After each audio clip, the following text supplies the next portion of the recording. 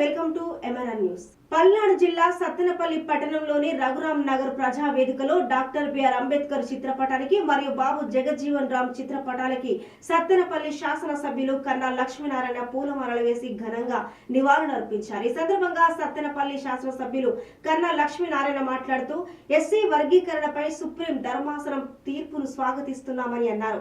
ఇక 1996లో justice Ramachandra Raju commission వేసి దేశంలోనే తొలిసారిగా ఎస్సీ వర్గీకరణపై ముందడుగు వేసిన పార్టీ తెలుగుదేశమని, వర్గాలకు న్యాయం జరగాలి, సామాజిక న్యాయం గెలవాలి అనేదే తెలుగుదేశం సిద్ధాంతమని అన్నారు.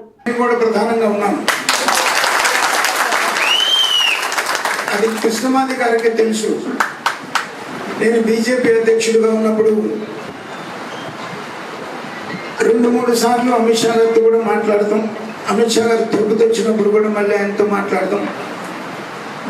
మొదటి నుంచి కూడా నేను ఈ వర్గీకరణకి సపోర్ట్ చేస్తూ వచ్చినటువంటి విషయం మాకు నాయకులకి చాలా మందికి తెలుసు.